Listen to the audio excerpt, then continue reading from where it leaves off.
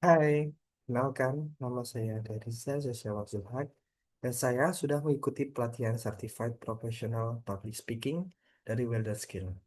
Kali ini saya akan menyampaikan bagaimana menjadi profesional public speaker. Jumlah kecelakaan di Indonesia pada tahun 2024 kurang lebih sebanyak 200.000 kejadian dan naasnya korban meninggal nyaris di angka 27.000.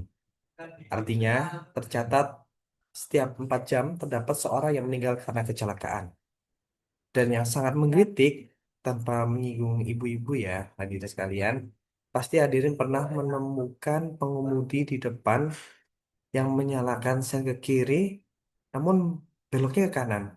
Benar bukan? Memang faktor risiko di jalan raya sangat tinggi, baik di internal maupun di eksternal, yang notabene tidak dapat kita kendalikan langsung. Namun, apakah kita cukup untuk berpasrah? Selamat malam. Saya Deris sebagai speaker training defensive responsible driving akan membahas bersama dalam beberapa waktu ke depan mengenai teknik DRD atau kepanjangan dari defensive responsible driving. Tentu kita mengetahui terlebih dahulu apa sih defensive responsible driving itu.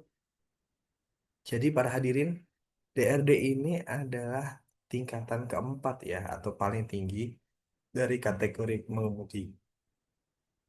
Yang pertama basic, intermediate, safety, dan terakhir adalah defensive ya.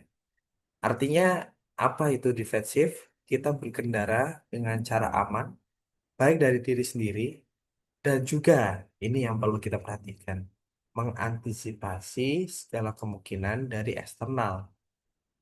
Kita beri contoh deh, ketika Bapak Ibu sekalian akan memasuki jalur setelah parkir itu ya, misalkan. Dan ternyata kita akan berbelok ke kanan ya. Kita mau memasuki jalur di seberang yang artinya kita perlu menyeberang. Betul ya? Oke. Lalu apa yang pasti kita lakukan? Simpelnya adalah teknik 8 detik. Apa yang dimaksud dengan teknik 8 detik? Jadi 2 detik kita menengok di arah berlawanan ya. Oke, kita lihat pastikan amati aman. Kemudian 2 detik kita ke arah depan. Kemudian 2 detik lagi kita ke arah ke lajur yang akan kita ambil. Kita pastikan aman. Oke. Ya, yang terakhir kita tambahkan 2 detik lagi untuk melihat ke arah berlawanan ya. Tujuannya untuk apa? Karena kita tidak tahu apa yang terjadi selama 1 detik yang kita lewati ya ketika kita berpindah muka berpaling. Dan itu perlu kita lakukan hingga 2 kali untuk memastikan dari jalur yang sebelah kita aman gitu ya. Nah, dan itu perlu dilakukan ketika ternyata ada yang melintas, kita harus mengulangi lagi teknik tersebut hingga kita memastikan benar-benar saat kita akan menyeberang jalur yang kita ambil aman. Itulah Bapak Ibu pentingnya kita berkendara tidak hanya secara aman, namun kita harus juga secara defensif atau antisipatif kepada segala kemungkinan risiko dari eksternal. Sesuai dengan pepatah juga ya, jangan hanya percaya dari apa yang kamu lihat.